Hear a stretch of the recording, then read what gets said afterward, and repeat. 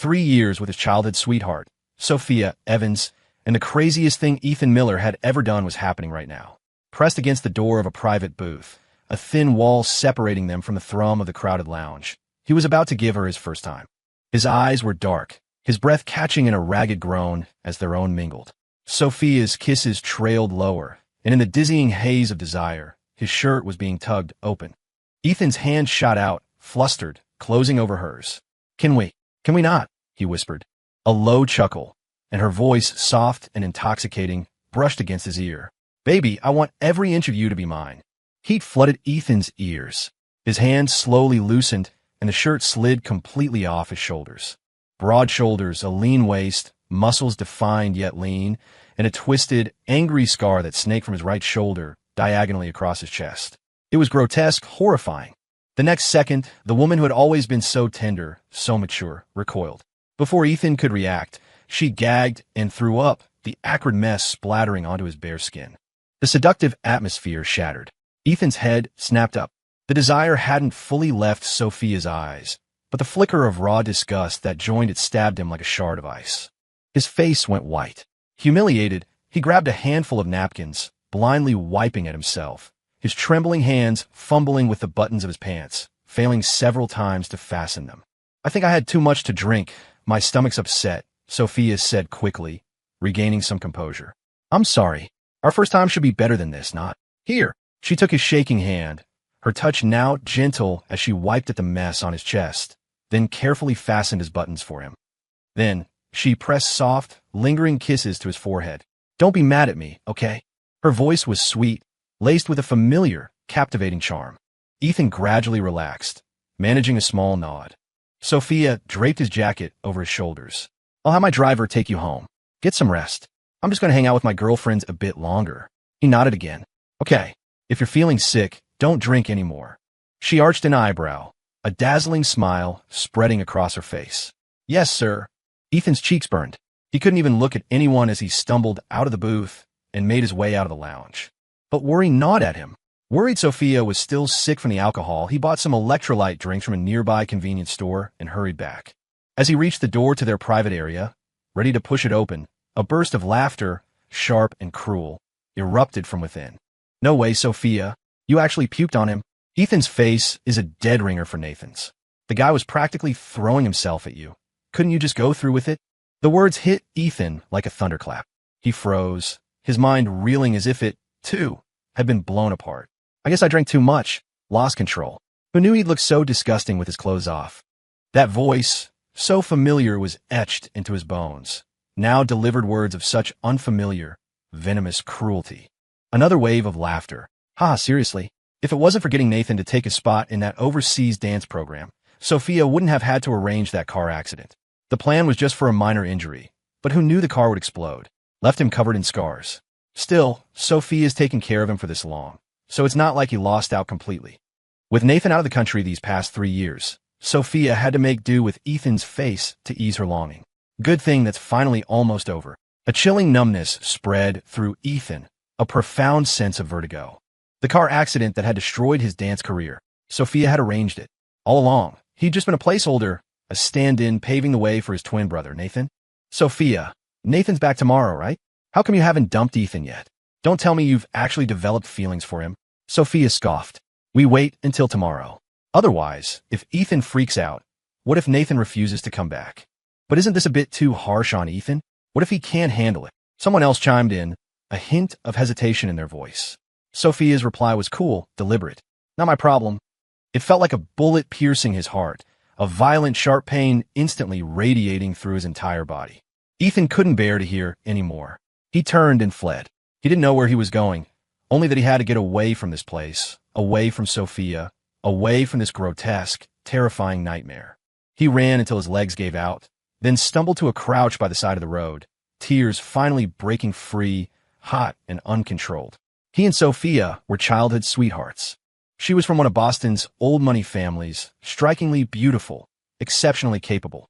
Falling for her had been the most natural thing in the world. When he first fell for her, in the bloom of first love, Ethan had pursued Sophia for 4 long years, but she'd remained indifferent. Then, just as he was about to give up, she'd suddenly accepted his confession, telling him to meet her at an upscale lounge immediately. Ethan had been ecstatic. He never imagined that on his way there, he'd be caught in a car accident, his vehicle exploding on impact. He'd suffered extensive third-degree burns all over his body. It was a miracle he'd even survived. For 6 agonizing months, she had been by his side, helping him endure countless excruciating surgeries. He'd been a wreck, his confidence shattered, feeling utterly worthless, convinced he didn't deserve her. But she had stood before everyone and declared that Ethan Miller was her boyfriend, officially. He had always believed Sophia was his sole salvation during the darkest period of his life. But it turned out she was the very architect of his destruction. He didn't know how much time had passed. The tear tracks on his face dried, and a chilling clarity began to settle over Ethan. His ice-cold hand dialed a number. "Alex, it's me. Yeah, I'm in. We leave the country in a week. I know you're not thrilled about performing on stage again, but you could switch to choreography, work behind the scenes. This chance to join the dance company is once in a lifetime. Missing it would be too." Alex Peterson, on the other end of the line, stopped mid-sentence. "You're in. I've been trying to convince you for ages, and you wouldn't budge. What suddenly changed your mind? You're really going to leave Sophia?" Ethan's voice was strained. "We broke up, but you guys were so good together. How could?" Alex knew Ethan well enough not to press further. "Okay, I get it. I'll handle all the arrangements." He hung up. Ethan stood rooted to the spot, a hollow ache in his chest. For 25 years, Sophia had been like a part of him, seamlessly woven into the fabric of his life. Now, tearing her out felt like ripping away half of his own soul. But no matter how difficult, he wouldn't go back. Not this time. For the next 2 days, Sophia didn't come home to their shared apartment. For the first time ever, she didn't even text him where she was. Ethan, however, had a sickeningly clear idea of her whereabouts and didn't make a single call. Forcing himself to gather his composure, he went straight to the company where he worked and handed in his resignation. His manager looked surprised. "Does Ms. Evans know about this?" "Nothing concerning you can be processed without her approval." A strange, unsettling feeling crept over Ethan. It was only now, with dawning horror, that he realized. These past 3 years, it seemed he hadn't been able to leave Bridgewater for a second. Business trips were abruptly canceled. Applications for advanced training programs would suddenly stall, and whenever he planned a trip with Alex, an urgent work assignment would conveniently pop up. He finally understood. None of it was a coincidence. It was Sophia's way of keeping him under a kind of gilded house arrest. She kept him by her side, not just as Nathan's substitute, but also terrified that the truth about Nathan taking his place for that overseas program would be exposed. Ethan staggered, the realization hitting him like a physical blow. How could she be so cruel? Meeting a dead end at work, Ethan returned home and began to purge everything related to Sophia. Stacks of love letters he'd handwritten, matching couples' outfits, a shared relationship journal, countless photographs, and, of course, the happy moments he couldn't resist posting on Instagram. He threw every last item into the trash without a shred of mercy. That evening, he stood in the living room, surveying the now barren apartment. Strangely, a sense of liberating relief washed over him. Just then, the front door opened, and Sophia walked in. Her eyes swept across the room, her expression darkening, as if she were observing a petulant child deliberately causing a scene to gain attention. There wasn't a trace of the warmth he used to see in her eyes. "Nathan's back. I'm throwing him a welcome home party. If you don't go, he'll be upset." Her words echoed in Ethan's mind. Wait until tomorrow now had a concrete, chilling meaning. The time was up. Nathan was back. Sophia no longer bothered to hide her preference. He, the counterfeit, was now utterly worthless. "Don't be difficult. Let's go," Sophia said, turning to leave. Ethan numbly followed her to the car. He was painfully aware, in that moment, that the lamb she had kept for 3 years had never been granted the power to refuse. The welcome party was held at the Evans family estate, a lavish affair. When Ethan arrived, Nathan was surrounded, the star of the show, unwrapping a mountain of expensive gifts from Sophia with their mom, Mrs. Miller, by his side. "Ethan, you're here." "Sophia, you really went all out with these gifts for me. I can barely keep up with unwrapping them all." "Too much trouble, Nathan. Should I just toss them then?" "No way. I love every single one." "Thanks, Sophia," Nathan immediately protested. Ethan looked at the piles of gifts scattered on the floor, a sudden tightness constricting his chest. They had lived together for 3 years, yet Sophia always seemed to forget his favorite color. But even after 3 years apart, she knew Nathan's tastes perfectly, meticulously preparing hundreds of gifts he would love. So this was the difference between being loved and not. crystal clear. Ethan, Nathan said, grabbing his hand. It's been so long. How about you dance for me? I want to see how good you are now. Who knows? Maybe I can find an opportunity to recommend you to my teacher. Your teacher? A bitter taste filled Ethan's mouth. That glittering future should have been his. Seeing Ethan's lack of response, Nathan looked to Sophia for help.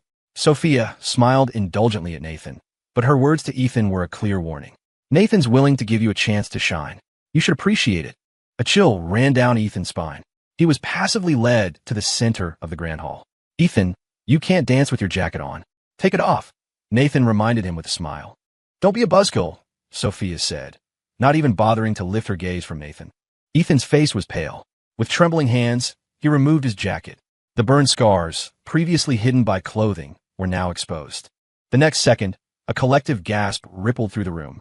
Oh, that's so disgusting. I'm getting goosebumps. And he's supposed to dance?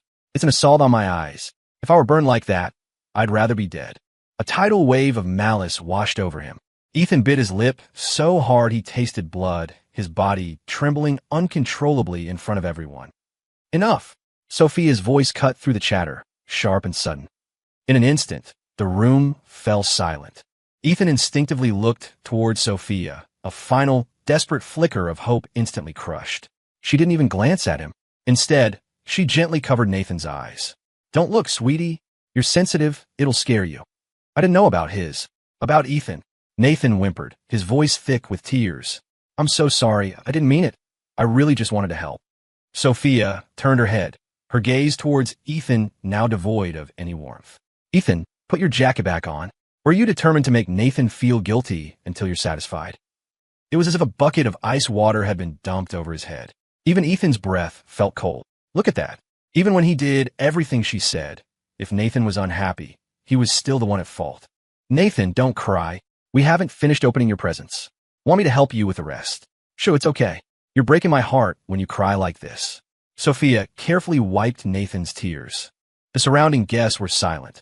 Only her soft, cooing words to Nathan audible in the vast room. Ethan put his jacket back on, but under the derisive, cutting stares of the crowd, he felt like a clown stripped bare. He couldn't stand it a moment longer, but he didn't even dare to just walk away. Humiliated, he rushed into the nearest restroom. His legs felt like lead. He had to grip the edge of the sink just to stay upright. Tears streamed down his face, hot and unrestrained. Ethan, he looked up at the sound of his name. Seeing his mother, Mrs. Miller, he managed a twisted smile. Mom, those things I sent you. Are you getting good use out of them? Mrs. Miller flinched, avoiding his gaze. Ethan's heart plummeted. 3 years ago, when he was horrifically burned, his mother had claimed she was taking a frail Nathan abroad for medical treatment, leaving him alone in Bridgewater. Later, after he'd recovered somewhat, whenever he asked about Nathan's condition, she'd always fobbed him off with vague excuses. He could only send packages periodically, hoping they were managing okay overseas. Most of the items, he now realized, Sophia had helped him pick out and pay for. He thought Sophia was just being kind by association, showing love for him by helping his family. He never imagined she was just using his money to shower Nathan with gifts, passing them off as her own generosity. They had coordinated their deception so perfectly it made him sick. Ethan had so many questions he wanted to scream at her. Whose idea was it for Nathan to take his place? What role had his own mother played in the car accident that nearly killed him? But in the end, only one word escaped his lips. Why? You still have the nerve to ask why. Mrs. Miller suddenly seemed to find her footing, her eyes blazing with anger. If you hadn't stolen all the nourishment from Nathan in the womb, he wouldn't be so fragile. This is all your fault. You owe him this. A roar filled Ethan's ears, his throat tightening. He and Nathan were twins. He had always been healthy, while Nathan had spent his first 2 months in an incubator and was prone to fevers and colds. Growing up, his mother had always doted on Nathan. Ethan had never complained. Even he himself would often look out for and accommodate Nathan. He just never imagined his mother's favoritism ran so deep, so twisted, that she actually believed Nathan's poor health was his fault.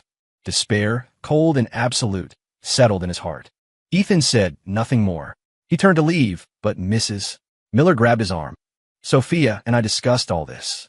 Nathan doesn't know anything. Don't you dare say a word to him in front of him. Ethan stared blankly at his mother, still scheming for Nathan, even now. Numbly, he returned to the party. At that moment, Sophia was carefully steadying Nathan. You can't hold your liquor, yet you insisted on drinking. You'll feel awful later. Nathan had only stumbled slightly, but she let him lean heavily against her, allowing him to wrap his arms around her.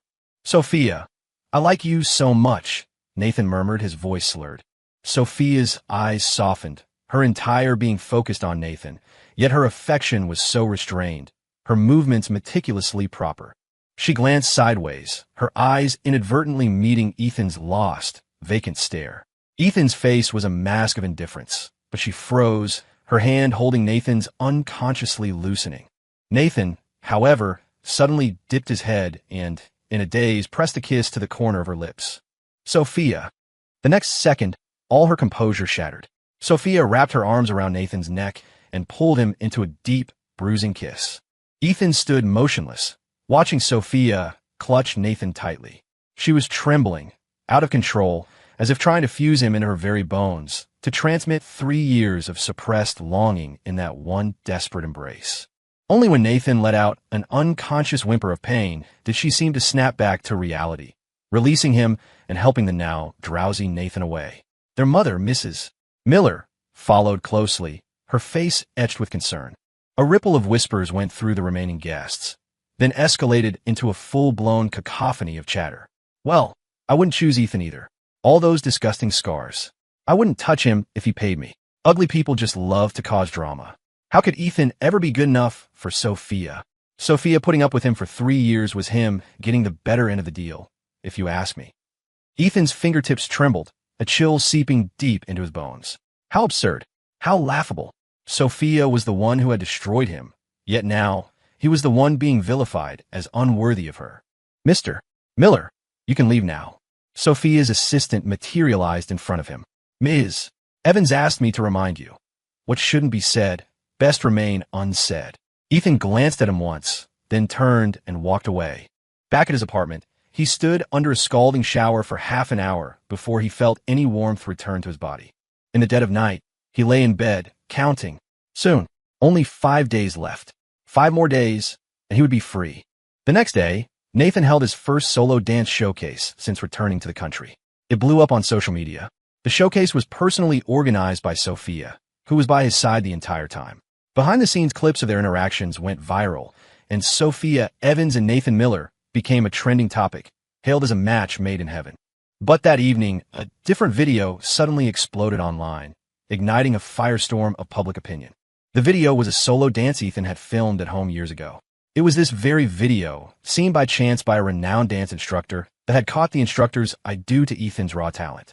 The instructor, however, had mistaken Nathan for Ethan, and that was how Nathan had secured the spot in the prestigious overseas program. Ethan had just finished watching the video when Nathan called, asking to meet him at a coffee shop. Ethan, I'm so sorry. I didn't know that my chance to study abroad came from taking yours, Nathan said, head bowed, his voice a low mumble. A lump formed in Ethan's throat, but before he could speak, Nathan let out a laugh. You didn't actually think I'd say that, did you? For a moment, Ethan's mind went blank. A bone-deep chill spread through him. His own brother, whom he had always cherished and protected, was not innocent at all. I heard you threw yourself at Sophia, and she ended up puking on you. Is that true? Though after seeing those scars on you yesterday, I have to admit, it's pretty damn revolting. No wonder she didn't want to sleep with you for the past 3 years. You looked so pathetically stupid yesterday when Sophia kissed me. It was hilarious. Ethan couldn't hold back any longer. He swung, his palm connecting with Nathan's cheek in a resounding slap. Ethan, I'm sorry, Nathan cried out, clutching his face.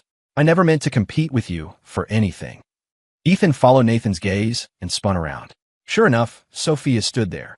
She strode forward quickly, her eyes flicking over Nathan's reddening cheek, then settling on Ethan with a look so venomous, so cold, it was terrifying. She genuinely looked like she wanted to kill him. Ethan froze, a chill snaking up his spine. Sophia. In an instant, Sophia's murderous aura vanished. She turned to Nathan, her voice soft and soothing. Your brother is just being stubborn. Once he thinks it through, he'll forgive you. Right now, we need to get you to a doctor to look at your face. Come on, don't make me worry, okay? With a mix of coaxing and gentle persuasion, Sophia accompanied Nathan to the hospital. Ethan collapsed onto a chair, his entire body cold. A moment later, he asked the coffee shop owner to pull up the security footage. He sent the clip to Sophia. The next second, his phone vibrated. It was a notification. Message delivery failed. Sophia had blocked him. Ethan stared blankly at the bright red exclamation mark. He thanked the owner and walked out. The night was heavy, oppressive. Not long after leaving the coffee shop, Ethan was struck from behind with a heavy object. He crumpled to the ground, consciousness instantly extinguished. When he came to, he was tied to a chair, unable to move. Before he was fully lucid, crack! A heavy rod slammed down hard on his right hand. Then again and again. Pain arched Ethan's back. He couldn't even scream. He bit down hard, the metallic taste of blood filling his mouth. Who was doing this to him? Why? The pain was so intense Ethan's consciousness began to fray. Then a bucket of cold water was thrown in his face, shocking him back to a brutal awareness. His skin was broken, flesh torn. Through the blood, he could vaguely see the glint of bone in his fingers. The agony of 10 fingers connected to the heart nearly made him pass out again. He didn't know how long the assault lasted before it finally ended. The men in front of him stepped aside, and someone else entered from outside. Has Mr. Miller learned his lesson? Ethan looked up in disbelief. It was Sophia's assistant, which meant the one who had orchestrated all this could only be Sophia. If that wasn't enough, how about another 100 blows? The assistant sneered. We have plenty of time. Eventually, Mr. Miller will understand that some people are not to be touched. Ethan trembled involuntarily. Because he had slapped Nathan, Sophia had someone beat his hands 100 times with a rod. She was truly ruthless. In Sophia's eyes, there was no right or wrong. Or rather, all notions of right and wrong had to unconditionally yield to Nathan. I was wrong. The assistant, satisfied, dialed a number. A moment later, that achingly familiar voice came through the phone. Bring him over. He needs to apologize to Nathan. Ethan bit his lip so hard it bled. Soon, only 4 days left. Then he could leave this place. Leave Sophia for good. His injured hands were hastily bandaged. Ethan was taken to the Evans estate and dumped outside the front door. Through the door, he could hear Sophia coaxing Nathan. Your brother isn't angry with you. He came over specifically to apologize for losing his temper. Don't be upset. No one will blame you. Nathan's voice, innocent and pitiful. But I'm still scared. Ethan's never been that aggressive with me before. I don't dare. Then, when you're ready to see him, I'll let him in. Sophia, you're the best. Outside, Ethan felt lightheaded. A security guard watched him with cold, indifferent eyes. He couldn't enter until Sophia permitted it, nor could he leave. Suddenly, rain began to pour down in sheets. The rainwater quickly soaked through his bandages, and the wounds throbbed with renewed, excruciating pain. The doors and windows of the house were closed, but he could faintly hear Sophia's gentle voice. It's raining and getting cold. Put on a jacket, or what if you catch a cold? Ethan's eyes burned red. He had already decided to let go. Yet at this moment, his heart still ached with a terrible, sharp pain. The front door finally opened. Nathan has forgiven you, but he doesn't want to see you right now. You can go. Ethan glanced at the assistant, said nothing, and turned, stumbling away. He went to the nearest emergency room to have his wounds redressed. The skin around the injuries was white and puckered from the water, a shocking sight. Even the doctor was taken aback. Cleaning, stitching, bandaging. Throughout the entire process, Ethan remained numb. As the treatment was finishing, Mrs. Miller arrived. When she saw the blood-soaked bandages in the trash can, she stared for a long time. Does it hurt? Those 2 words pierced the dam of his suppressed emotions, and a wave of grief and injustice surged upwards. Ethan lowered his head, silent. Ethan, can Mommy ask you for a favor? Ethan's body stiffened. He looked into her eyes. Go on. After a few seconds of hesitation, Mrs. Miller finally spoke. Will you give Sophia to Nathan, please? Even though a dreadful premonition had already settled in his gut, hearing Mrs. Miller actually say the words felt like a sledgehammer blow to Ethan's chest. Ethan, in your current state, you're not good enough for Sophia. Besides, you can't force feelings. You can't guilt-trip her into staying with you for the rest of her life. Mrs. Miller's words flowed more easily now. Nathan is your brother. If he's happy, you'll be at peace too, won't you? Ethan felt as if he were sinking into quicksand, his whole being dragged relentlessly downward. It took a long while before he found his voice. She doesn't need me to give her to anyone. But if you don't willingly step aside, Nathan will feel indebted to you. He won't accept Sophia. Mrs. Miller said immediately. And what about me? Have you ever thought about what will happen to me? Mrs. Miller frowned, hesitating for a moment. If Nathan and Sophia get together, it wouldn't be appropriate for you two to see each other anymore. I'm planning to rent an apartment for you out of state. You shouldn't come back for a few years. Ethan laughed, a harsh, bitter sound that made his wounds throb. In 4 days, I'm leaving Bridgewater. A flicker of joy crossed Mrs. Miller's face. It's good that you can see things clearly. Ethan had indeed seen things clearly. People who weren't worth it. He didn't want any of them. That night, his wounds became infected, and Ethan developed a raging fever. In a haze between sleep and consciousness, he felt Sophia helping him up, taking him to the hospital. His eyelids felt weighed down by lead, impossible to open, yet he was acutely aware of the movements around him. Throughout the night, Sophia never left his side. She constantly sponged him down to lower his temperature, and when his fever refused to break, he heard her repeatedly questioning the doctors, her voice sharp with anxiety, agitated, losing control, as if she genuinely cared about him.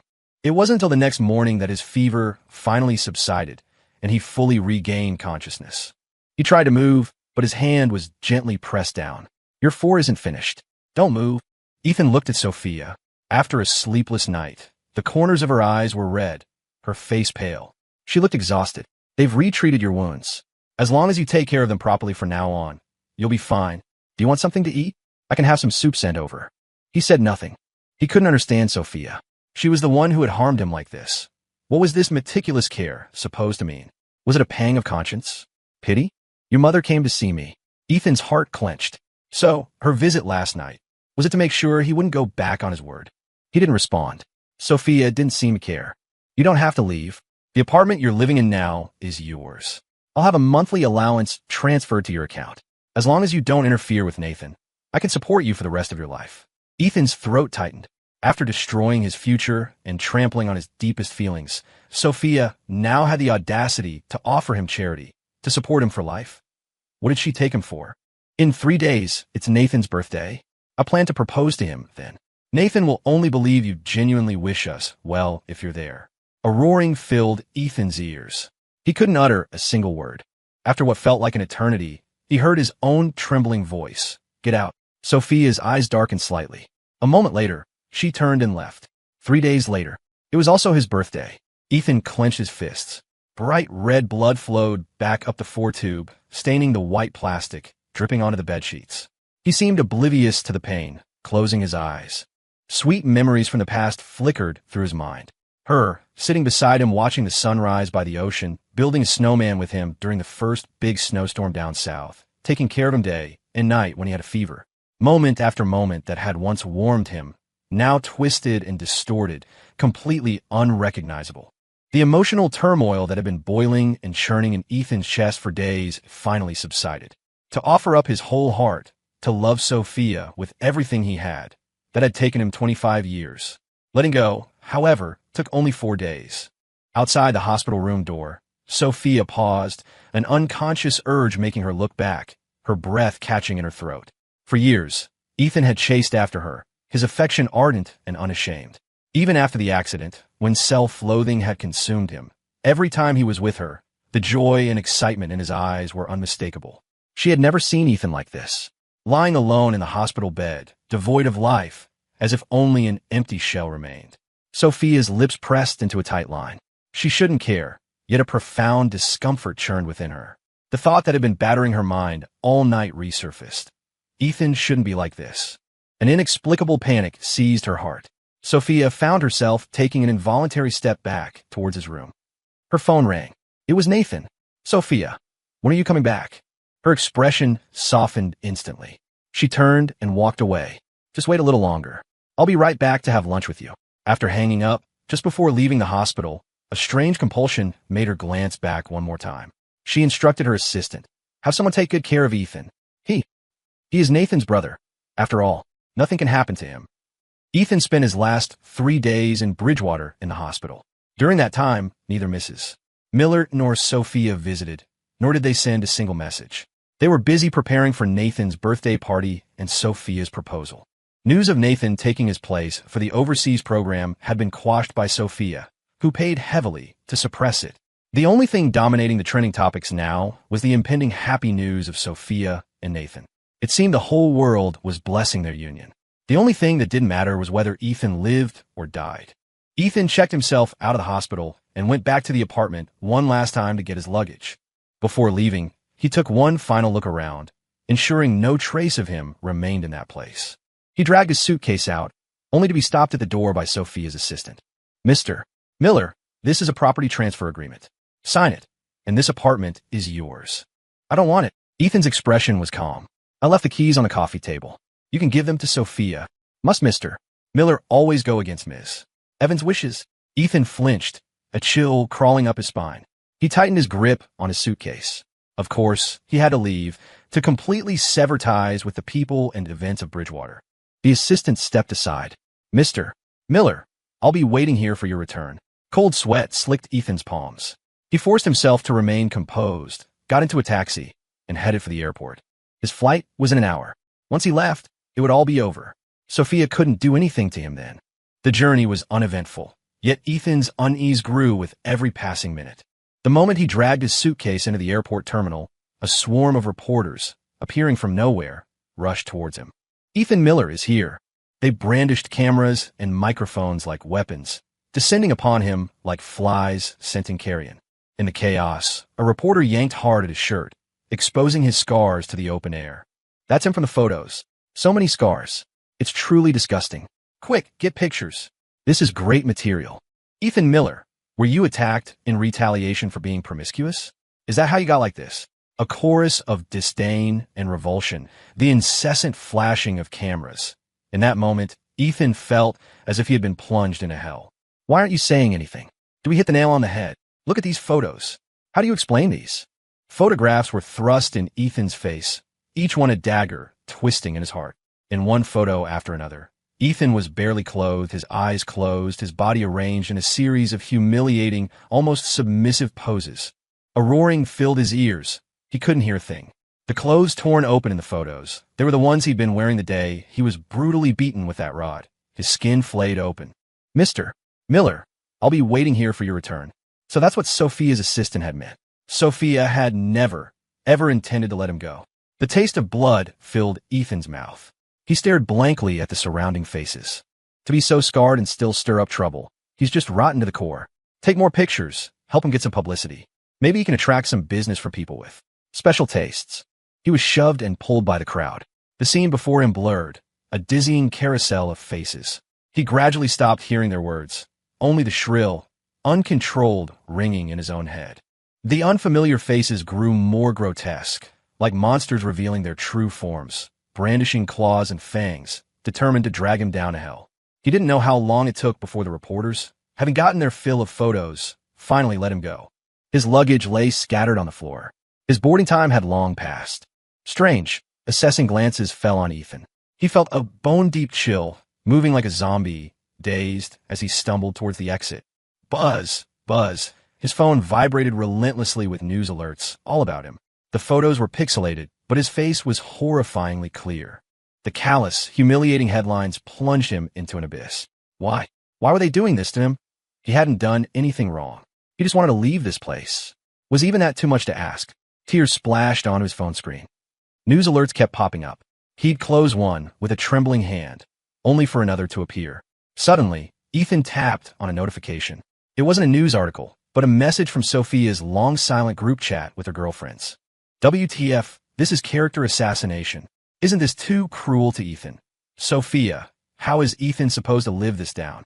How is this any different from forcing him to kill himself? Quick, delete that. Ethan is in this group. Within seconds, all the messages were retracted, leaving only Sophia's reply in the chat window. I'm alive today because Nathan gave me a kidney. He's my life. I'd do anything for him. I won't let anyone threaten him. It wasn't deleted, as if it were left there specifically for Ethan to see. He subconsciously touched his right side, where the burn scars covered the old surgical incision. Nathan was her life. Then the kidney missing from his own body. Whose account should that be on? Boom! Ethan looked up dazed. Fireworks exploded across the sky, illuminating the entire city of Bridgewater. Nathan Miller, happy birthday. The words blazed for everyone to see. In the darkness below, gasps of envy and admiration occasionally broke the silence. His phone rang. It was Mrs. Miller. Don't come to the birthday party. If people find out Nathan has a brother like you, how can he face anyone? Ethan Miller, how could you do something so shameful, so disgraceful? You'd be better off dead. The sky, lit by the fireworks, was a stark pale white. Ethan managed a bitter, broken smile. A bitter, broken smile stretched across Ethan's lips. If this had happened to Nathan, Mrs. Miller probably wouldn't have condemned him without even asking a single question. But now none of it mattered. He had nothing left, and he wanted nothing. Fine, I'll grant your wish. The line on the other end went abruptly silent. Ethan hung up. He looked down at the dark, churning waters of the Blackwood River, a corner of his mouth twitching. He had been just one step away from leaving this place of heartbreak. But Sophia just wouldn't let him go. She wanted him trapped, to die in this gilded cage. He couldn't hold on any longer. Ethan Miller, happy birthday, he thought, a desolate laugh escaping him. The next second, with resolute despair, he leaped. Inside the Evans estate, Louis XIV roses flown in specially carpeted every surface, each bloom personally selected by Sophia. The music performed by the live band was also chosen by her, tailored to Nathan's preferences. The fireworks were spectacular, a continuous barrage lighting up the night sky. Society's elite mingled, a glittering assembly. For Nathan's birthday, Sophia had ensured every detail was executed to perfection. Yet, standing in the bustling, opulent ballroom, Sophia felt a persistent unease. The heart in her chest beat erratically, as if something profound, something vital, was spiraling completely out of control. Sophia unconsciously swiped open her phone. The group chat was still frozen on the message she'd sent. Ethan hadn't responded at all. She tapped on his profile picture.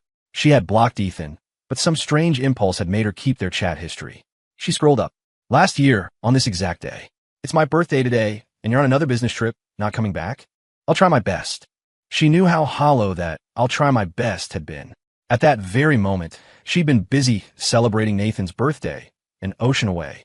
She had gifted Nathan a top-of-the-line sports car, meticulously chosen. The next day, she tossed Ethan some casually wrapped accessories, which he had treasured like priceless artifacts. In their 3 years together, she had never once celebrated his birthday with him. Yet, no matter how disappointed he was, he had never blamed her. Not once. Your brother is being completely unreasonable. His phone is off. He's not answering. Mrs. Miller's voice broke through Sophia's thoughts. Sophia looked up to see Mrs. Miller placing a small, ornate charm around Nathan's neck. Don't take this off. Mom spent 3 days praying for this good luck charm for you. Does Ethan have one too? Nathan asked. Mrs. Miller answered without hesitation. He doesn't need one. He's much healthier than you. A sharp pang, like a needle, pierced the softest part of Sophia's heart, making her throat tighten. The lingering effects of that car accident 3 years ago meant Ethan was constantly on medication. Was his health really that good? A 7-tiered cake was wheeled out in front of Nathan. Dressed in a sharp tuxedo, he was the center of attention, surrounded by adoring guests. Sophia knew she should be by his side, but her feet felt rooted to the floor. Only one thought echoed in her mind. Today was also Ethan's birthday. She couldn't do this to him. Sophia dialed her assistant's number. Release the evidence proving those photos were doctored. Retract all news related to Ethan. Have legal send out cease and desist letters. In 10 minutes, I don't want to hear another negative word about him. Besides the apartment he's currently living in, transfer ownership of the 2 villas in North River to his name. Increase his monthly allowance by another $1 million. Also, find a chef who specializes in nutritious, restorative cuisine and arrange for them to work for him. She overturned all her previous plans, sending everyone scrambling. Finally, she added, let me know the moment Ethan comes back. When she hung up, Nathan had just made his wish and blown out the candles. Amidst the cheering and playful goading of the crowd, he looked at Sophia and announced his wish. I hope, with the blessings of all my family and friends, to marry the person I love most and spend the rest of my life with her, growing old together. The crowd erupted in laughter. Nathan, blushing, lowered his head. Sophia, it's your turn to make a move. Come on, we're all waiting for your birthday gift to him. Proposing at his birthday party. This was the plan Sophia had meticulously crafted, rehearsed countless times in her mind. The specially chosen ring was right there in her pocket. Now was the perfect moment. Isn't this what she had always wanted? To marry Nathan, to openly and legitimately take care of him for the rest of her life. So why wasn't she happy? Why did she feel nothing at all?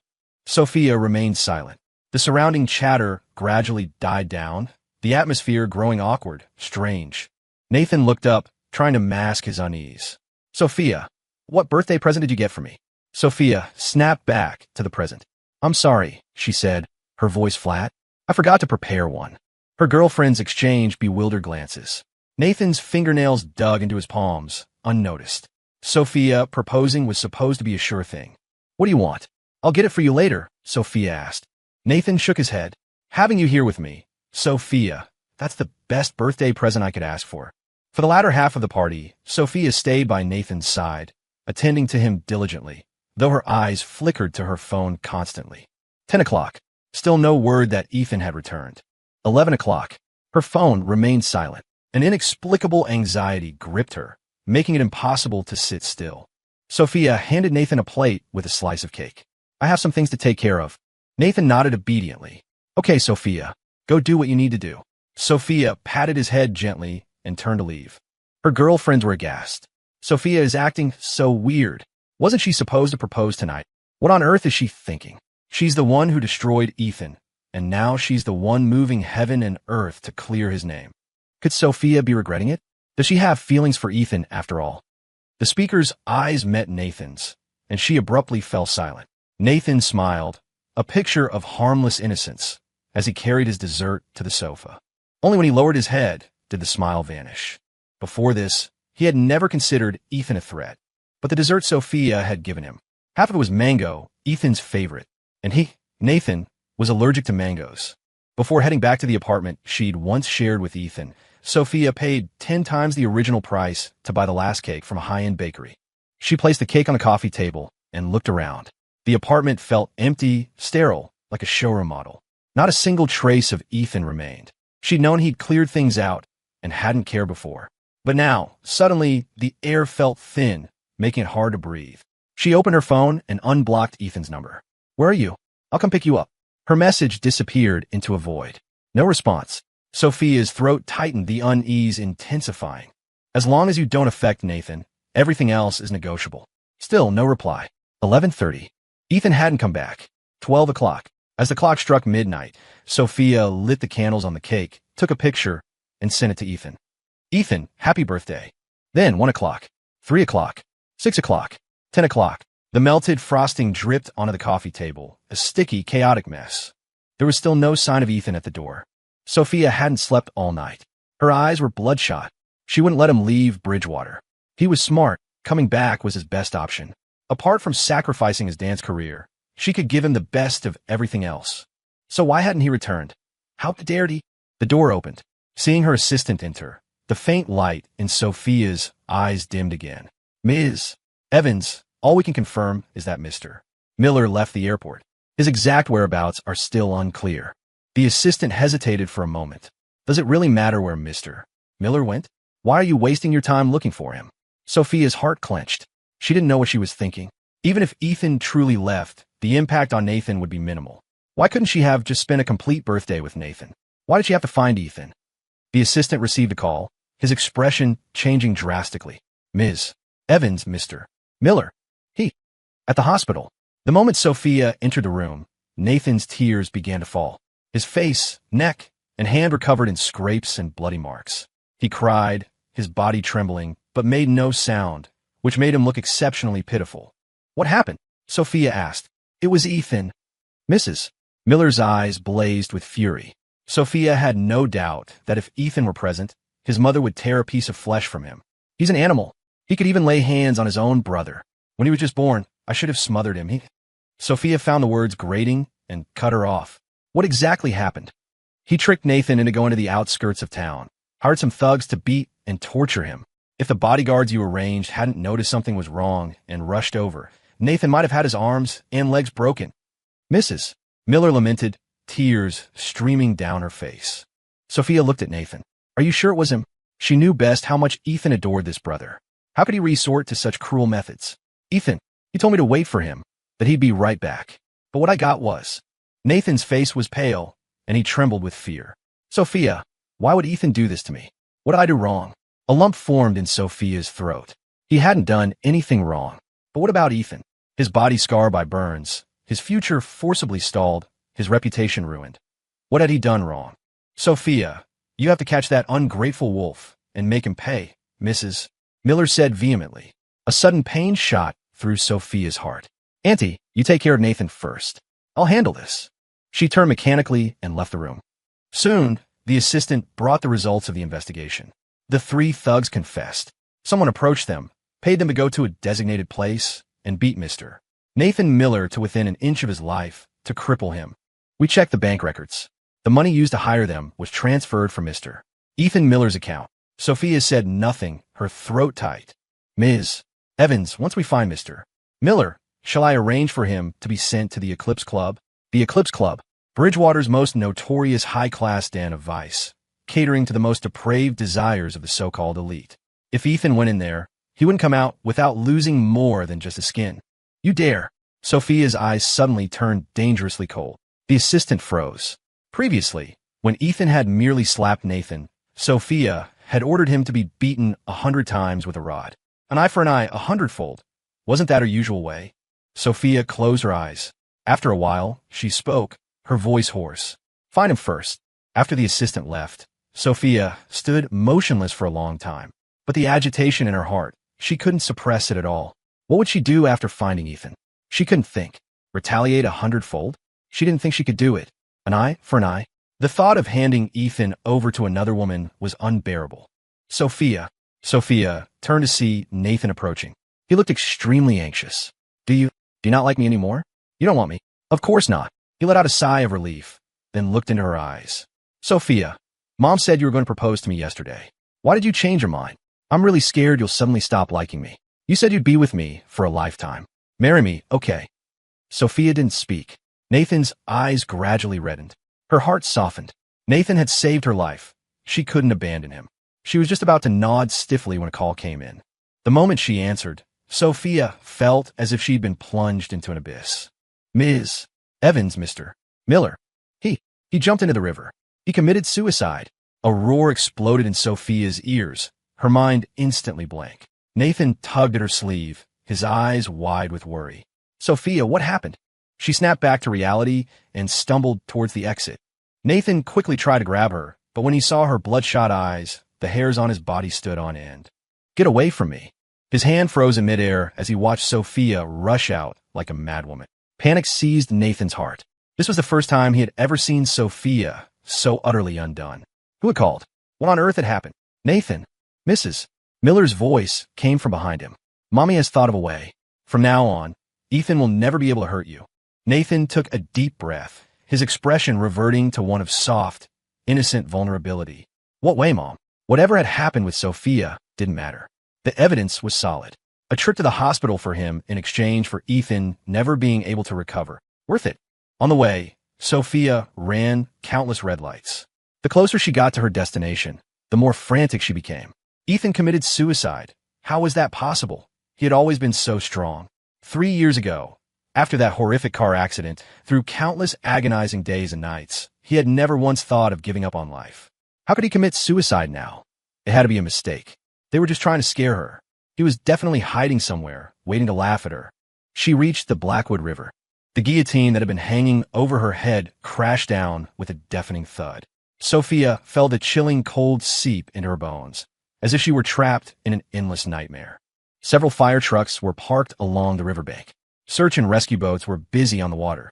Sophia stumbled forward, desperately scanning the crowd for that familiar figure. Have you found him yet? She cried, grabbing the arm of a passing rescuer. The rescuer shook his head, his eyes filled with pity. Why haven't you found him yet? Where did he jump from? I'll go save him. The rescuer instinctively turned his head, and Sophia immediately dashed in the direction he indicated, about to jump in herself, but her assistant and others managed to restrain her. Let go of me. Go save him. Every minute you save him sooner gives him a better chance. What are you all doing? Help me save him. She didn't know where the strength came from, but several grown men couldn't hold her down. He can't be saved. Mr. Miller is already dead. Sophia's body went rigid. The next moment, she lunged at the person who had spoken, pushing him to the ground, her hands closing around his throat. How dare you curse him? Anyone could die, but not him. Ms. Evans. Her assistant couldn't hold her back. Mr. Miller jumped into the river yesterday. Everyone is now recovering his body. Those words drained all the strength from her. Her hands fell away.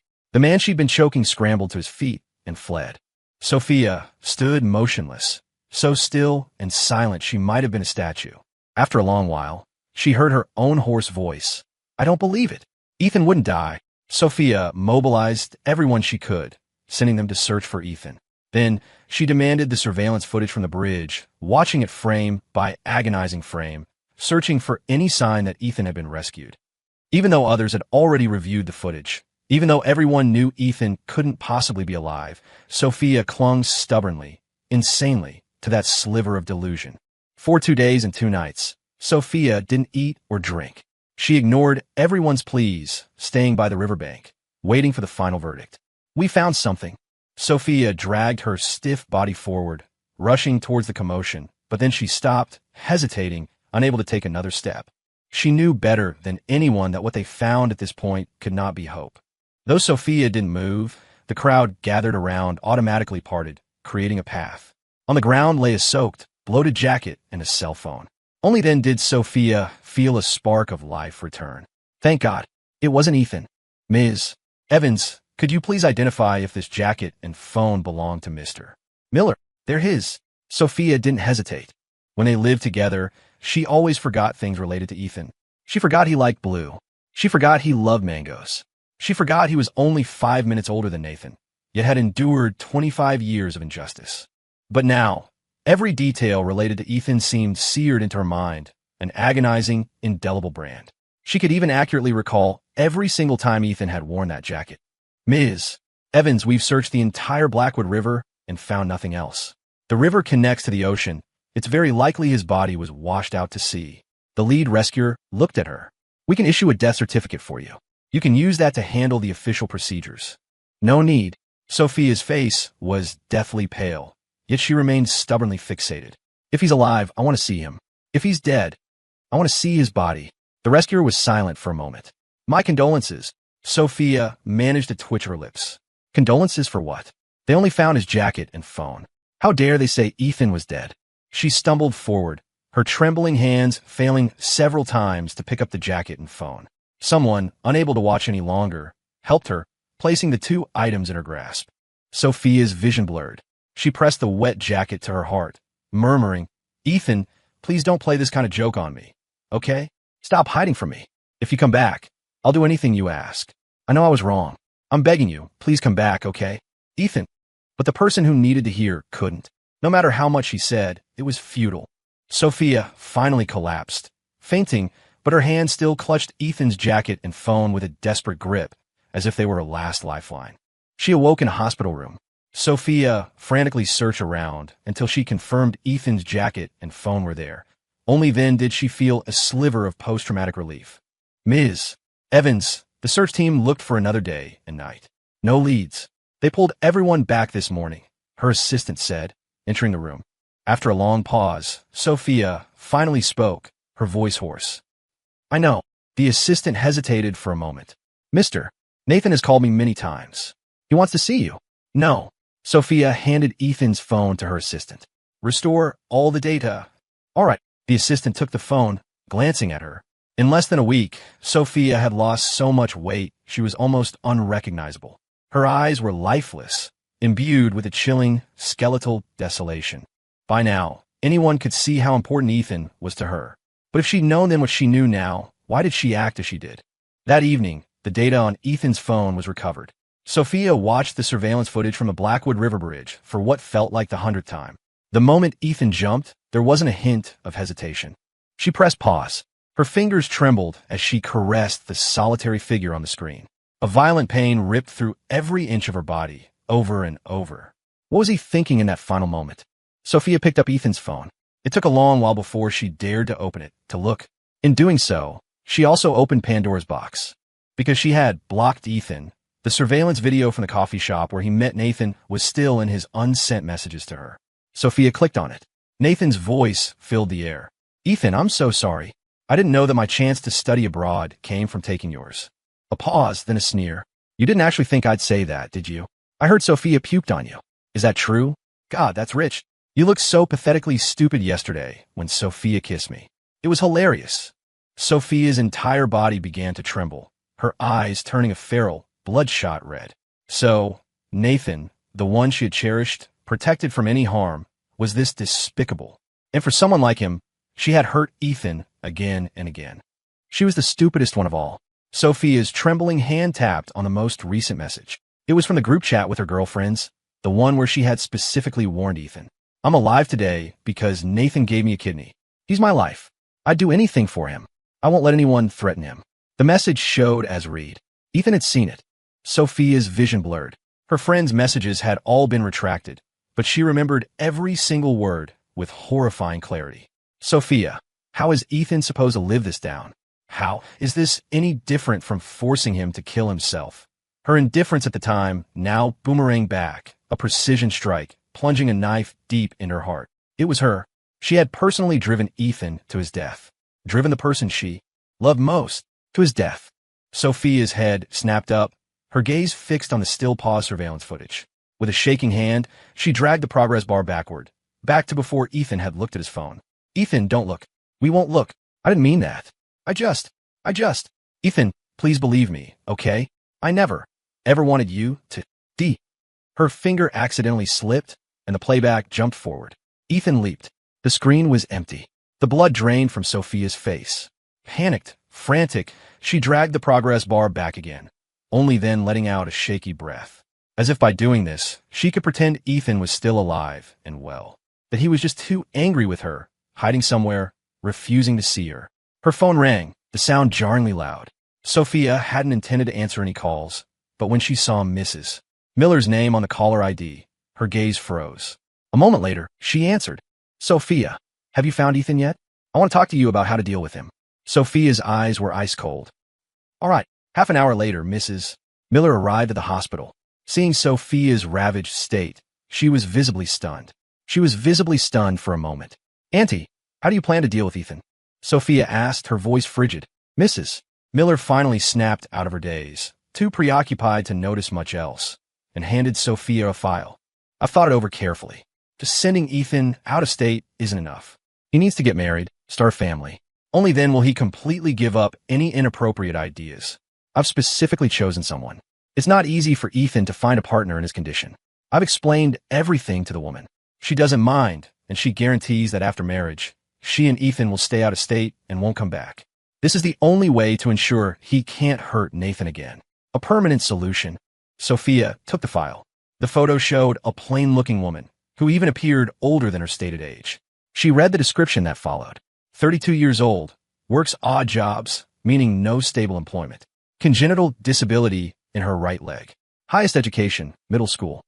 Reading through it all, the only supposed positive trait, honest and obedient, was unverifiable. Sophia's hand spasmed, crushing the file into a ball, veins bulging on the back of her hand. Mrs. Miller actually thought that for such a woman, Ethan was still marrying up? Sophia let out a cold, harsh laugh. You can rest assured. He won't hurt Nathan anymore. And you will never see him again. Mrs.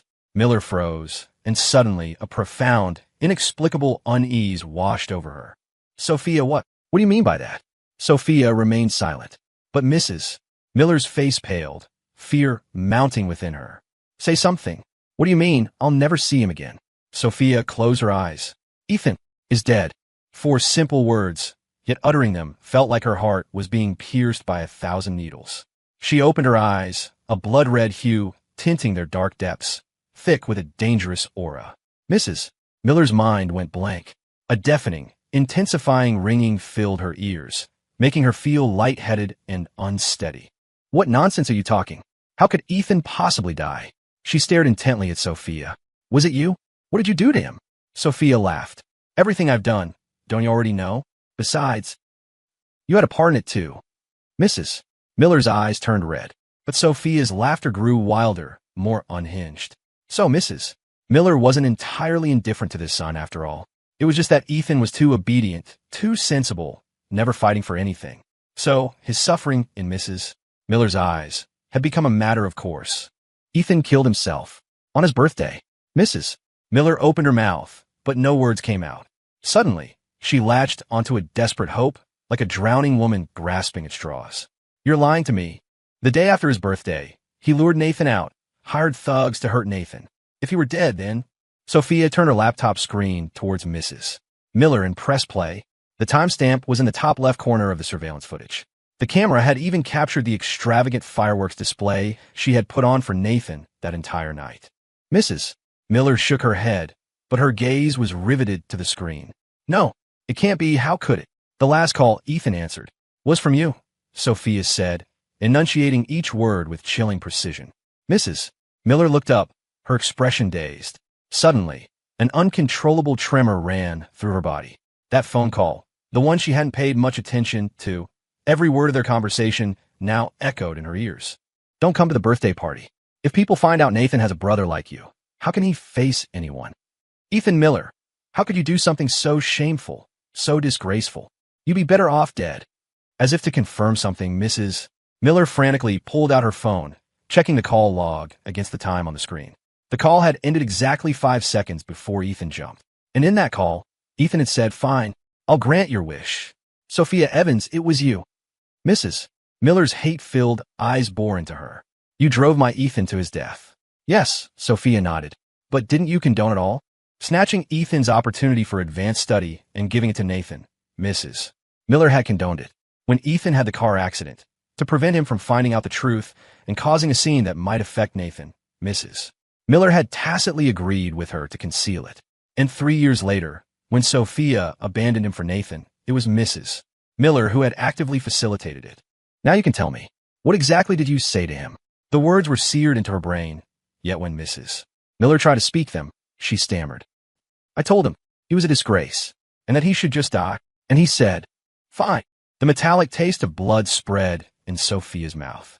She had personally pushed Ethan to the brink, and Mrs. Miller had snuffed out his only chance for survival. Now that everything was irretrievably lost, both she and Mrs. Miller finally felt the pain. Watching Mrs. Miller leave, lost and devastated, a bloodthirsty darkness swirled in Sophia's eyes. Her, Mrs. Miller, neither of them deserved peace. Her phone vibrated. A message from Nathan. "Sophia, Ethan called and yelled at me. I'm really scared. Can you come over and stay with me?" Sophia's gaze, cold and unblinking, remained fixed on the screen for a long time. A moment later, she typed a single word. "Okay." Half an hour later, Sophia arrived at the Miller house. Upon seeing her, Nathan immediately rushed over. "Sophia." His face was pale. He'd barely uttered her name before his eyes reddened. "It was my fault. I wronged Ethan first. It's not his fault. It's okay if Ethan hits me or yells at me. I accept it. I can give him anything at all. The only thing I can't give up is you. Sophia, I've called you countless times this week, sent you so many texts, and you haven't replied. I've been so worried about you." Nathan's shoulders shook with sobs. In the past, she would have probably started comforting him by now. But now she only felt disgusted. Disgusted by the Nathan in front of her, and equally disgusted by the Sophia of the past. Nathan kept his head down. When a long moment passed without any reaction from Sophia, he looked up in alarm. "Sophia, call Ethan back. I also want to hear how he yelled at you." Nathan's breath hitched, a chill creeping into his hands and feet. "Okay." He took out his phone and dialed an anonymous number from his call history. "Sophia, it's not going through. Call again." Nathan froze, but could only steel himself and dial a second time. Then a third, a seventh, until the 10th time. Maybe Ethan isn't using this number anymore. Sophia closed her eyes, her heart constricting, bringing on waves of sharp, intense pain. She knew it was impossible, yet she still hoped the call would connect. Let Ethan yell at her, hit her, even kill her. As long as he was alive, anything was fine. A chilling fear, almost overwhelming, gripped Nathan. He couldn't help but grab Sophia's sleeve, his voice small and pitiful. "Sophia, what's wrong?" "I'm scared." Sophia opened her eyes, her dark, cold gaze locking onto him. "The day after his birthday, you said you saw Ethan." Nathan's throat tightened, but he still gritted his teeth and nodded. The next instant, Sophia's hand shot out and closed around his neck. A bloody hue surfaced in the depths of her dark eyes. Nathan was terrified. Sophia genuinely wanted to kill him. Ethan committed suicide on his birthday. "How did you see him?" Nathan's eyes widened in shock. Ethan was dead? He finally understood what had gone wrong. Even if all his plans were flawless, how could a dead man harm him? Sophia's grip tightened, inch by inch. Nathan struggled desperately, but he didn't know where she got the strength. He couldn't break free. Suddenly, Nathan grasped at his last lifeline, forcing out broken words. "Sophia, I gave you a kidney. You owe me your life." Finally, Sophia released her grip. Nathan collapsed to the floor, scrambling backward on his hands and feet to create distance. "Even if Ethan Miller died, it was my mom and you who pushed him to it. You did everything. What does it have to do with me? Every word was a knife stabbing into her heart. Yes, she was the one who most deserved to die. Sophia turned mechanically and left. Only then did Nathan dare to gasp for breath, a wave of post-traumatic relief washing over him. He had saved Sophia's life. Even if Sophia wouldn't protect him anymore, she wouldn't try to harm him again. Nathan unconsciously touched his side, where the kidney was. But what if Sophia found out that even this life-saving act of kindness was something he had stolen from Ethan? Despite the sweltering summer heat, Nathan shivered violently. Nathan's heart hammered against his ribs, his face deathly pale. A single thought grew clearer and more insistent in his mind. He had to leave. Liquidate all the assets Sophia had given him over the years as quickly as possible, and then never return to Bridgewater. Sophia spent a week meticulously restoring the apartment from memory, piece by piece.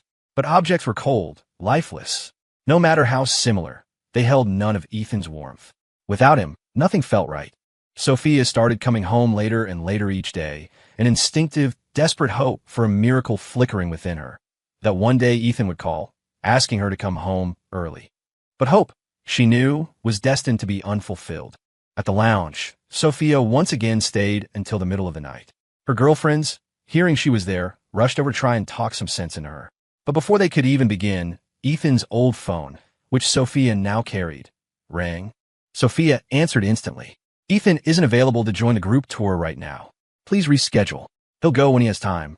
The call ended, and another one immediately came in. Ethan needs to work from home for the time being. Just email him the documents.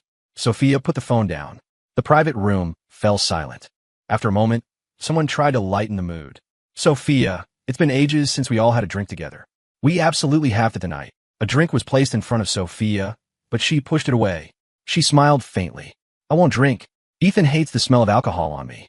If I go back like this, he'll get angry. Her friends froze, a chilling unease prickling their skin. The commotion at the Blackwood River during the search had been huge.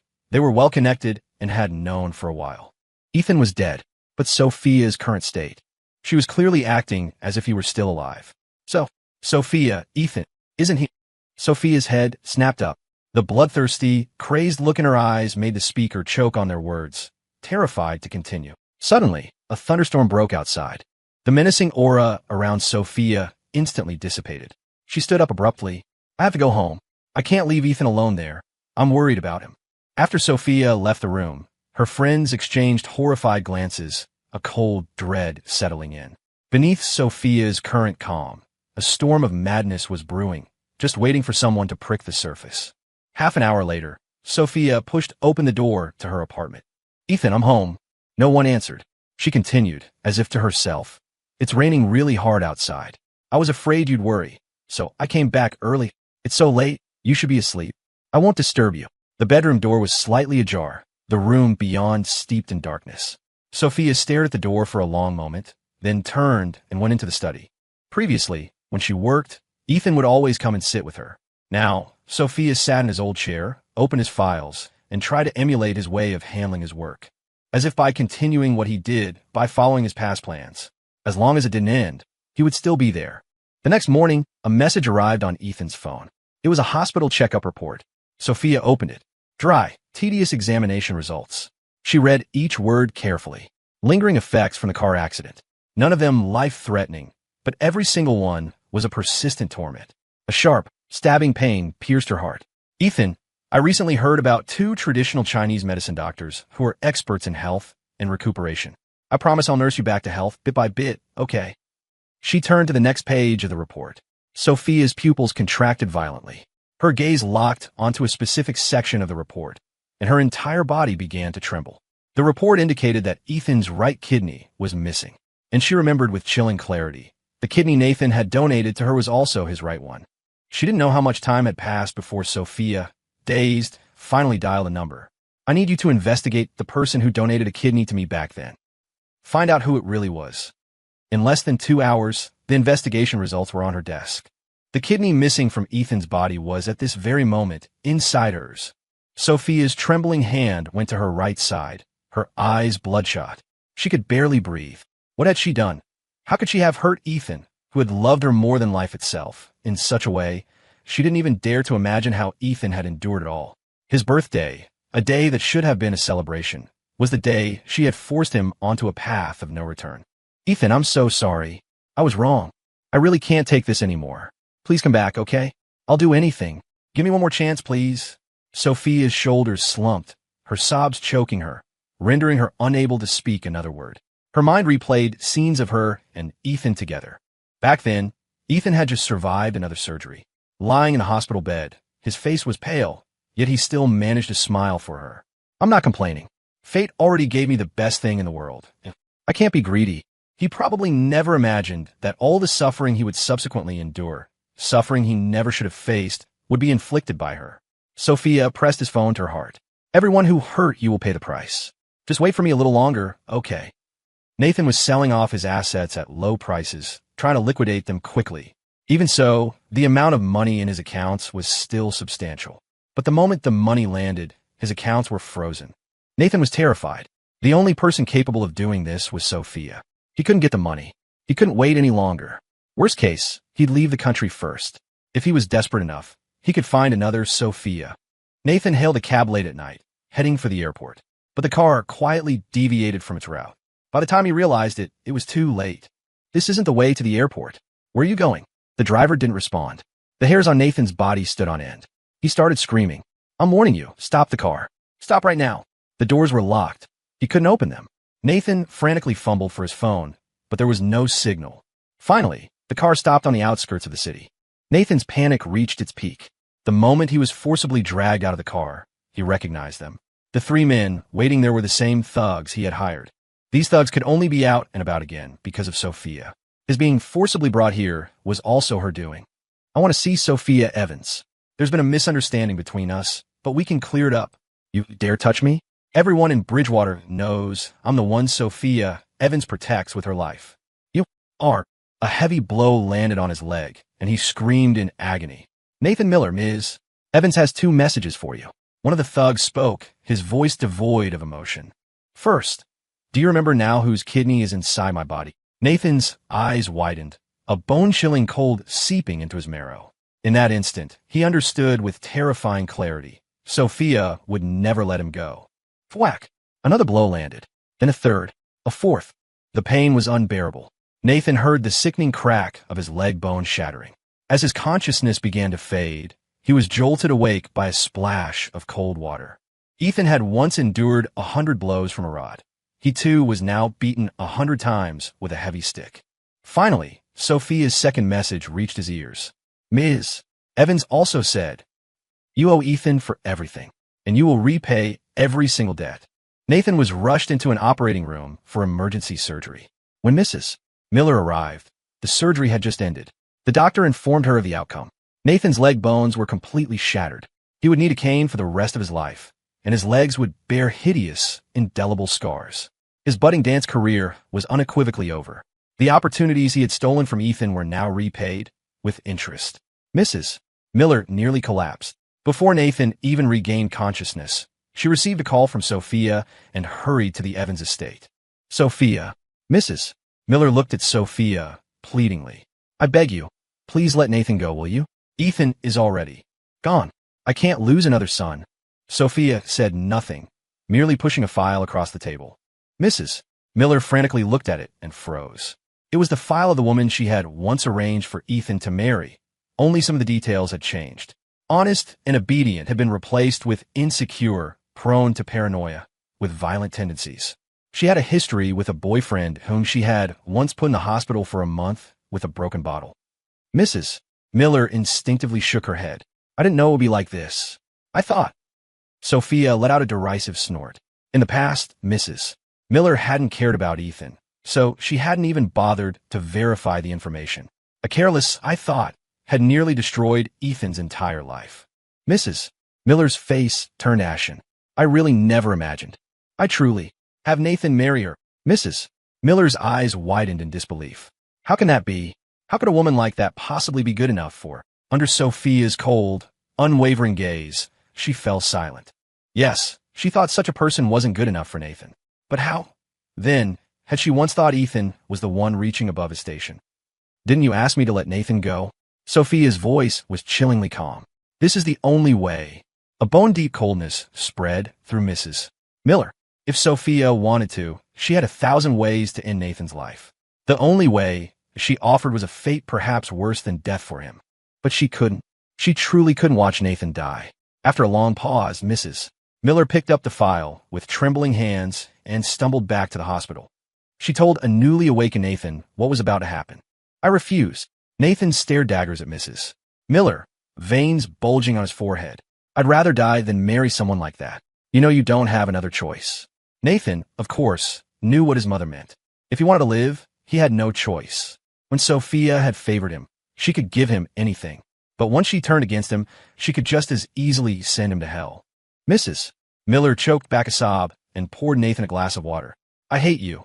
Nathan enunciated each word, the hatred in his eyes startling. Mrs. Miller looked at him in disbelief, her body trembling. How could you? From the time I was little, you were the one who told me Ethan owed me, that anything he gave me was what I deserved. Nathan's lips twisted into a crazed smile. I did everything you said. Why did it turn out like this? You ruined me. And you killed Ethan. Tears streamed down Mrs. Miller's wrinkled face. When Ethan and Nathan were first born, she had intended to treat them equally. But Nathan was sickly and needed more care. Gradually, her focus shifted, and for the first time, she favored Nathan. She demanded Ethan give his toy car to Nathan. Ethan, his eyes red, had still obediently given it up. One instance led to another. Eventually, it became an accepted norm. The most obedient, considerate Ethan was driven to his death by her, and Nathan, whom she had cradled in her palm, now hated her.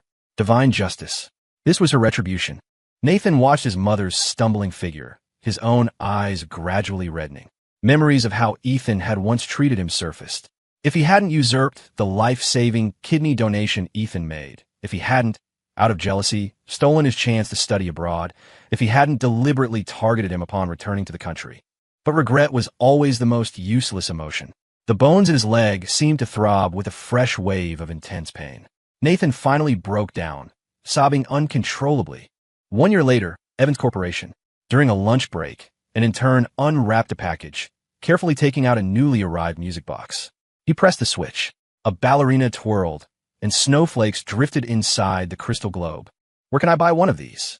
The intern looked up, and, seeing Sophia, Evans scrambled to his feet. Ms. Evans. Sophia's gaze didn't leave the music box. My husband would like this. I want to buy it for him. It's merchandise from the Phoenix Dance Collective. It was a pre-sale item a month ago. The intern said, Ms. Evans, if you don't mind, you can have this one. I can buy another. Thank you. Sophia accepted it, her eyes softening with a gentle expression. After Sophia left, the intern checked his bank account and saw a deposit for 10 times the music box's original price.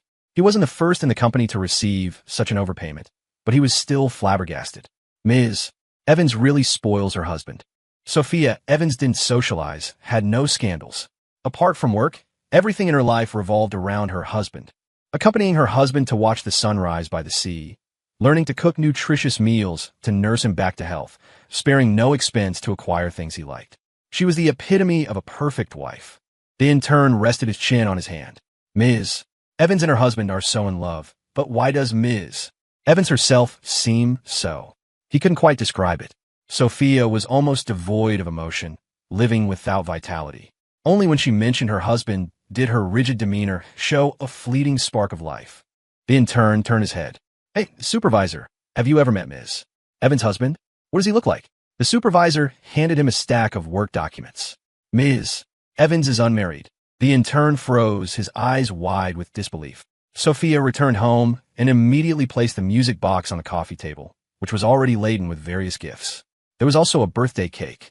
Sophia lit the candles, their flames flickering and swaying. Ethan, happy birthday. You can make a wish and blow out the candles now. After a moment, she leaned forward and blew out the candles herself. She looked at the empty space opposite her, her eyes gentle. What did you wish for? To be with me forever and ever again, right? It will definitely come true. Now you can have some cake. Sophia placed the first slice of cake on the plate opposite her, then pressed Ethan's old phone to her heart. Late at night, Sophia drifted into a restless sleep. She dreamed of Ethan again. He was standing by the Blackwood River, looking at her from a distance. Sophia ran towards him frantically. Just as she was about to reach him, he jumped, resolutely. The churning waters of the river swallowed him, and he was gone. Sophia woke with a jolt, gasping for air. All traces of sleepiness vanished. For an entire year, her dreams were haunted by the swirling river and the Ethan she was always just a moment too late to save. She never managed more than 3 hours of sleep a night. Sophia hadn't tried therapy, nor had she taken any sleep medication. She was afraid of dreaming of Ethan. Yet, she was even more afraid of not dreaming of him at all. Sophia picked up the music box. Ethan, the Phoenix Dance Collective, is incredibly popular lately. Let me take you to see one of their performances. I know you'll love it. No one responded. She absently picked up her phone to search for information on the Phoenix Dance Collective. The moment the list of members appeared on the screen, Sophia froze. Lead dancer, Alex Peterson, Ethan's best and only childhood friend. A year ago, Ethan had planned to leave with him. Suddenly, Sophia's entire body began to tremble. She frantically opened Ethan's old phone, scrolling through the call logs from a year ago. Sure enough, there were no incoming calls from Alex Peterson. Ethan had failed to meet him, yet Alex hadn't called even once to ask why. It didn't make sense. Unless Ethan wasn't dead. Sophia immediately searched for more information on the Phoenix Dance Collective, scrutinizing every member, both on stage and behind the scenes. Finally, her gaze landed on a name with only a brief introduction. Ethan Vance, to celebrate my rebirth, to soar ever upward. An hour later, every piece of information related to the Phoenix Dance Collective was in Sophia's hands. Ethan Vance worked behind the scenes, but Sophia still recognized him instantly from a blurry, indistinct backstage video clip. Ethan Vance was her. Ethan. Sophia's eyes turned a fierce, burning red. She devoutly traced his outline on the screen, her deadened heart slowly, painfully, beginning to beat again. With a trembling hand, she dialed his current number. Hello, who's this? That voice, so familiar it resonated deep within her soul, made Sophia's entire being tremble. Her lips moved, so many words wanted to pour out, but at that moment, not a single one could escape. Hello, can you hear me? A moment later, the call was disconnected. Sophia, however, couldn't bring herself to lower the phone for a long time, tears streaming down her face uncontrollably. Tears of joy, of ecstatic relief. Sophia booked a ticket for the Phoenix Dance Collective's next performance and rushed out to catch the earliest flight. She cradled the music box like a precious treasure, murmuring, Ethan, just wait for me a little longer. I promise I won't disappoint you again. The following evening, the dance performance began. Sophia immediately recognized several pieces choreographed by Ethan. They bore his distinct, unmistakable style. She casually glanced to the side, and her gaze instantly locked onto him. At the edge of the stage stood Ethan. He was wearing a simple tank top, which didn't hide his scars, but he seemed completely unbothered by them. His eyes shone, a confident smile playing on his lips as he watched the stage he had brought to life. Sophia's heart, after so long, throbbed with a powerful, unfamiliar beat, an uncontrollable surge of nervousness and excitement. She suddenly remembered 3 years ago, the university anniversary celebration, where Ethan had performed the grand finale solo. His powerful dance moves, striking good looks, and an exuberant, infectious smile. He had effortlessly captured everyone's attention, including hers. The awe and shock of that moment were still vividly etched in her memory. After his performance, Ethan had walked up to her, his smile radiant, and confessed his feelings once more. Sophia Evans, I like you. But thinking of Nathan, she had suppressed her own fluttering heart and rejected him. For the next 3 years, he had only worn long sleeves. She had never again seen him with that bold, confident demeanor. But now she was seeing it again. For as long as Ethan watched the performance from the wings, Sophia watched him from the audience. The performance ended to thunderous applause. As Ethan turned to leave, Sophia, as if waking from a dream, rushed forward and threw her arms around him. Ethan, her voice was hoarse, her hands unconsciously tightening their grip. Feeling his warmth again after a year, her eyes burned. Thank God you're alive. Thank God I found you again. She stared at Ethan, unblinking, as if gazing upon a priceless, rediscovered treasure. I missed you so much. Ethan's smile vanished instantly. He forcefully pushed her away. The moment he clearly saw her, he froze. Sophia was shockingly thin, half of her hair streaked with white. Her usually vibrant, captivating features were now veiled with an undeniable weariness. In the few seconds he was stunned, Sophia fumbled, flustered. Do I not look good? I didn't have the heart for it before, but now that we're together again, I'll make sure to dress up. Ethan said nothing. She continued, as if to herself, handing him the music box. It's a day late, but I still want to say happy birthday. Ethan didn't take it. His expression was calm, indifferent. Aren't you disgusted anymore, Sophia Evans? Sophia was thrown into a panic, shaking her head vehemently. No, never. I'm sorry, Ethan, I know I was wrong. Just give me another chance, I promise I'll. Ethan's eyes were ice cold. He let out a short, sharp laugh. But Sophia Evans, the one who feels disgusted now, is me. The blood drained from Sophia's face. Ethan. Hey, Ethan. Ethan turned at the sound of his name and was immediately enveloped in a bear hug by Chloe Young. The show was amazing. Ethan, you're so talented. I absolutely loved it. I've already booked a table. Let me treat you to a celebratory dinner tonight, okay? Before he could react, Chloe planted a quick kiss on his cheek, then snuggled against him, her affection open and exuberant, making no attempt to hide her adoration. Ethan couldn't help but smile. All right, Sophia watched, transfixed, the blood in her veins turning to ice. Only when Chloe took Ethan's hand and started to lead him away did she snap back to reality and grab his arm. Who is she? Ethan didn't speak, but the answer was painfully obvious. Sophia's throat went dry. I don't believe it. You're lying to me, right? This past year, I've thought about you every single moment. Everyone agreed you were dead, but I still pretended you were alive, even though many people thought I was crazy, because that was the only belief that kept me going. But even so, I was about to break. Ethan, I don't believe you can move on so easily. You love me so much. You were even willing to give me a kidney. Ethan pried her hand off his arm. His consistently calm, unwavering gaze was enough to pierce her heart with 1,000 arrows. She was utterly distraught. I was too awful before, but time is long.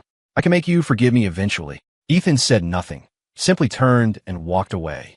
After the successful performance and a celebratory party, Ethan and Chloe headed home together. At his doorstep, he saw Sophia again. He acted as if she weren't there, unlocking the door and shutting her out. Inside, Chloe was overly attentive, turning on the TV to his favorite channel, then fetching him drinks and snacks. Ethan lifted an eyebrow. Feeling a little insecure, Chloe stiffened for a moment, then pressed her forehead against his shoulder, rubbing it playfully like a kitten. A little. I mean, you were willing to give her a kidney before. After a few seconds, Chloe looked up at him, her eyes wide and pleading. You definitely regret giving it to her, right, Ethan? Ethan, however, shook his head. He glanced at the closed door, memories flooding back. His mother hadn't been biased from the very beginning. It was just one concession, then another, and then it escalated. Eventually, even him getting better grades than Nathan became his fault. Being made to stand in the corner without dinner became a common occurrence. It was Sophia who had taken his younger self home, who had clumsily cooked noodles for him, time and time again, until Sophia Evans became an indelible part of his heart. The 18-year-old Ethan wouldn't regret donating a kidney to save the 23-year-old Sophia, because that was a decision made with a pure, sincere heart. Just as the Ethan of that year would never regret loving Sophia. But all love, all hate, had ended a year ago, the moment he jumped. It was Alex who had saved him, giving him a new lease on life. Now, with a brighter future ahead, there was no way he would ever look back. Ethan. Ethan snapped back to the present. Chloe was looking down, tears welling in her eyes, a tiny beauty mark beneath her, eye looking as if it might shatter. He chuckled. Chloe was the first person he'd recruited for the dance collective. She'd called him Ethan with such reverence, then completely unexpectedly confessed her feelings for him. Playing pitiful and wronged was her forte, and it had softened his heart enough that, 6 months ago, he'd finally agreed to give things a try with her. He took a step forward, tilted her chin up, and kissed her. He preferred actions to words. Outside the door, Sophia stood motionless. The light seeping from under the door extinguished, plunging her entire world into darkness. A flicker of crimson ignited in her eyes, her fingertips trembling. She suddenly remembered Nathan's welcome home party a year ago, when she had kissed Nathan in front of him. Did Ethan, at that moment, feel the same agonizing torment she felt now? The metallic taste of iron filled Sophia's mouth. When she found Ethan, she had thought she had a lifetime to make it up to him, until he was willing to forgive her. But for the first time, she wasn't sure. For the next month, Ethan's life underwent subtle changes. Belated birthday gifts filled his yard. One spectacular fireworks display after another lit up the entire sky. During the dance collective's busy performance schedule, afternoon tea and snacks, catering to everyone's tastes, would periodically arrive. And then there was Sophia, who, without fail, waited for him every morning when he left and every evening when he returned. Ethan, there's a cold front coming in today and tomorrow. Wear an extra layer, don't catch a cold. Ethan, as always, ignored her. Sophia, finally unable to bear it, stepped in front of him, blocking his path. Ethan's expression remained calm, but her eyes suddenly reddened, her voice filled with a desperate, pleading humility. Will you just say something to me, please? I'm begging you. Ethan, please don't ignore me. Ethan wordlessly sidestepped her. Sophia stumbled after him. Your mom. She knitted a scarf for you. See if you like it. You. Under his cold, indifferent gaze, Sophia's voice trailed off. The people she mentioned, the ones she hoped would soften his heart, had all abandoned him. More than once. Now, they held no sway with him whatsoever. Don't treat me like this. Please. I've tried so hard. Everything I do, you refuse to accept. I don't know what else I can do to make you give me a chance. Ethan, how can you be so cruel? All I'm asking for is just one chance. I won't disappoint you again. By the end, Sophia was sobbing uncontrollably, barely able to stand. Sophia Evans. She flinched, a new wave of fear washing over her. Before, she was afraid he wouldn't speak to her. Now, she was terrified that when he did, his words would be final, absolute. Her worst fear materialized. The only thing you can do for me is to never appear in front of me again. Ethan's phone rang. He answered it. Faintly, Chloe's voice could be heard on the other end, calling him home for dinner. Sophia stared blankly at Ethan. His eyes, at that moment, held the tenderness she had dreamed of, but it belonged to someone else now. Got it. Be right back. Hanging up, Ethan took out his keys to open the door. Ethan, can you be so sure that she'll do better than me, that she won't disappoint you? Ethan let out a short laugh. She couldn't possibly do worse than you. The door closed. The last ounce of Sophia's strength drained away, and she crumpled to the ground. After a long while, she sent Ethan a message with trembling hands. Okay, agreeing to his request, doing the only thing she could still do for him, to never appear in front of him again. This year marked Ethan's 30th birthday. His career had soared to new heights.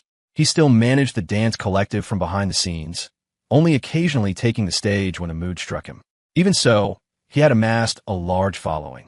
The burn scars that had once devastated him had become an insignificant footnote in his life, no longer holding any power over him. At his birthday party, someone mentioned Sophia Evans. After abandoning everything to find him for that 1 month, Sophia had been ousted from the management of Evans Corporation. Now, she lived in a daze, a recluse in their former home, lost in memories of the past. When people occasionally spoke of her, it was merely as a piece of gossip, a cautionary tale. Ethan was momentarily lost in thought, then completely dismissed it. As the clock struck midnight, his phone buzzed with a flood of well wishes, perfectly timed. Among them were 2 from unknown numbers. Ethan, happy birthday. Sophia Evans. Happy birthday to my precious son. Your loving mom. Ethan calmly blocked both numbers. The tribulations he once thought insurmountable were now nothing more than distant echoes. He stood up and, amidst the chorus of congratulations, raised his glass, toasting himself at 30. As for who was by his side now, it no longer really mattered. Ethan Vance, at 30, finally loved himself most. End of excerpt.